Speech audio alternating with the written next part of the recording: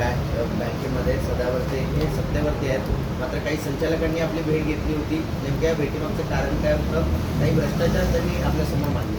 आज S T बँकेच्या 11 संचालकांनी आज महाराष्ट्र नवनिर्माण सेनेच्या आमच्या ठाण्याच्या कार्यालयात माझी भेट घेतलेली आहे आणि त्यांनी ज्या काही गोष्टी आज मला सांगितलेल्या आहेत त्याच्यानंतर सदावर्ते ज्या पद्धतीने महाराष्ट्रात बोलत असतो, महाराष्ट्र हित दाखवत असतो.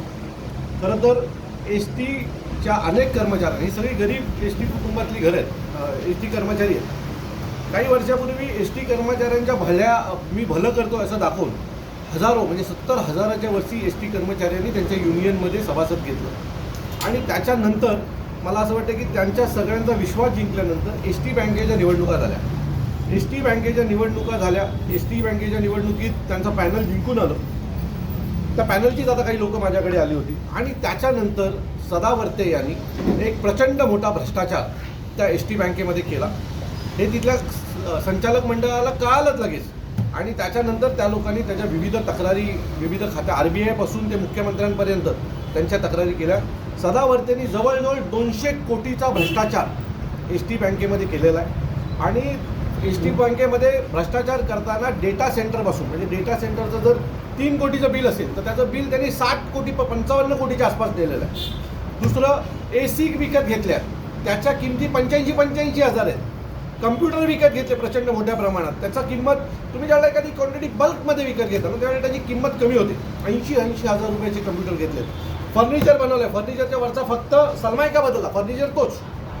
आणि या सगळ्या गोष्टी तिथल्या संचालक मंडळाला सतत कळत होत्या आणि संचालक मंडळ याच्या बाबतीमध्ये सतत तक्रारी या विविध खात्याकडे करत होता. परंतु त्यांच्याकडे सदावर्तेच्यामुळे त्यांच्याकडे कुठल्याही प्रकारे कोणीही त्यांना या सगळ्या चौकशीमध्ये मदत करत नव्हतं. आज त्यांनी महाराष्ट्र नवनिर्माण सेनेच्या कार्यालयात भेट दिली. संपूर्ण भ्रष्टाचार हा त्यांनी या पेनड्राईव्हमध्ये मला दिलेला आहे. कशा प्रकारे भ्रष्टाचार करण्यात आला, कसे पैसे खाल्ले गेले, संचालक मंडळाला जीवे मारण्याच्या धमक्या कशा दिल्या गेल्या.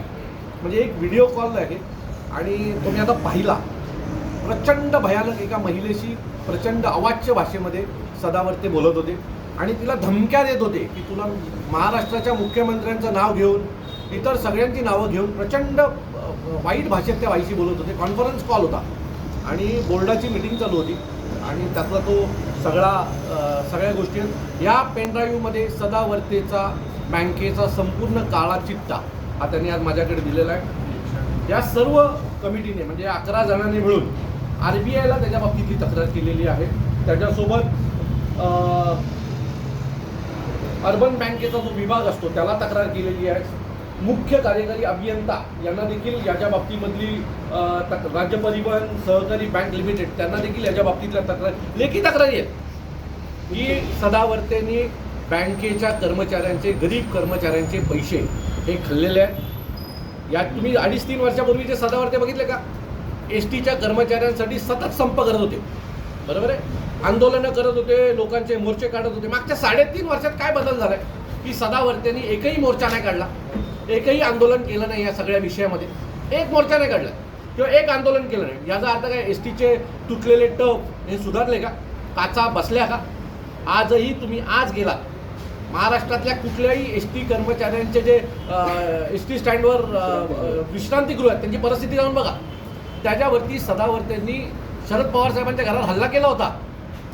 आज 3.5 वर्षामध्ये काय बदल झाला की सदावर्ते एस टीच्या कर्मचाऱ्यांवर किंवा एस टीच्या दुरावस्थेवर बोलत नाही आहेत. सत्ता परिवर्तन झाल्याच्या नंतर सदावर्तेंनी एस टी कर्मचाऱ्यांच्या बाबतीत बोलणं सोडून दिलं आहे. एक कर्मचारी आज रडतोय आणि मला असं वाटतं की फक्त कर्मचारी रडत नाही तर त्यांचं कुटुंब पण रडतंय आणि याला सर्वस्वी जबाबदार हे सदावर्ते आहेत. सदावर्ते संचालक मंडळाला सतत मुख्यमंत्र्यांच्या नावाने जीवे मारण्याच्या धमक्या देत आहेत. माझी माननीय मुख्यमंत्र्यांना विनंती आहे की मला खात्री आहे की मुख्यमंत्र्यांना यातलं काहीच माहिती नसणार आहे. मुख्यमंत्र्यांच्या नावाने धमक्या दिल्या जात आहेत की खरं तर सदावर्तेची सिक्युरिटी काढून आता यांना सिक्युरिटी देण्याची वेळ आलेली आहे. तर माझी महाराष्ट्राच्या मुख्यमंत्र्यांना, गृहमंत्र्यांना विनंती आहे की या संपूर्ण प्रकरणाची चौकशी झाली पाहिजे. अहो एक कॅलेंडर दाखवतो. हा एस टी बँकेचा कॅलेंडर आहे,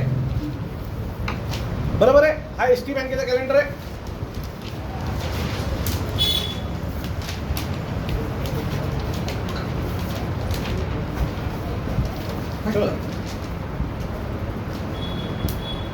एसटीचा काही उल्लेख नाही आहे. हे एसटीच्या पैशातनं छापलेले कॅलेंडर आहेत, बरोबर ना? एसटीच्या बजेटमधनं छापले. मथुराम गोडसेंचा फोटो तेवढ्याच मोठ्या प्रमाणात. हो. काय मेसेज देताय महाराष्ट्राला तुम्ही?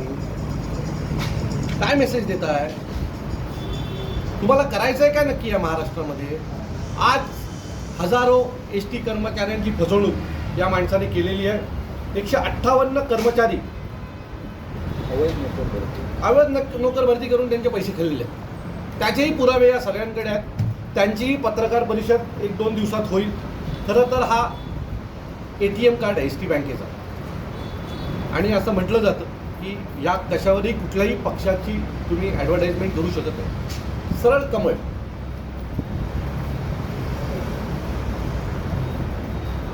मला असं वाटतं की तुम्ही तुमच्या प्रसिद्धीसाठी कॅलेंडर, एस टी बँकेच्या सर्व खर्चाचा तुम्ही पैशाचा गैरवापर केलेला आहे. अनेक विषय आहेत, म्हणजे स्टेशनरीमध्ये मागील अनेक वर्षापासून झालेला खर्च पाहता त्यात प्रचंड मोठी लूट झालेली आहे. संगणक खर्चात लूट झाली आहे. अनेक गोष्टी आहेत. ह्या पेन ड्राईव्हमध्ये सगळं आहे. ह्या पेन ड्राईव्हमध्ये सदावर्तेचे सगळे व्हिडिओज, कॉन्फरन्स कॉल्स सगळं आहे. त्यात महिलांबरोबर कशा प्रकारे ते बोललेले आहेत, या सगळ्या गोष्टी आहेत. मी पुन्हा सांगतो की सदावर्तेवर एस टी बँकेमध्ये भ्रष्टाचार झाल्याचा तात्काळ गुन्हा हा दाखल झाला पाहिजे. त्या संपूर्ण एस टी बँकेची चौकशी झाली पाहिजे, आणि जोपर्यंत ही चौकशी होत नाही तोपर्यंत महाराष्ट्र नवनिर्माण सेना म्हणून आम्ही गप्प बसणार नाही. पुढच्या आठवड्यामध्ये सन्माननीय राजसाहेबांची वेळ घेऊन या सर्व संचालक मंडळाला मी सन्माननीय राजसाहेबांना भेटायला घेऊन जाणार आहे, आणि साहेबांकडे देखील या सगळ्याचे पुरावे देऊन याची सगळ्याची कचून चौकशी व्हावी अशी मागणी आम्ही सन्माननीय साहेबांकडे करणार आहोत. आजपासून सदावर्तेचं तोंड बंद करायचं काम हे आम्ही करणार. एस टी बँकेच्या गुन्ह्यात एस टी बँकेच्या गरीब कर्मचाऱ्यांचे पैसे खाल्लेला सदावर्तेला आम्ही जेलच्या आतमध्ये पाठवल्याशिवाय गप्प बसणार नाही. धन्यवाद.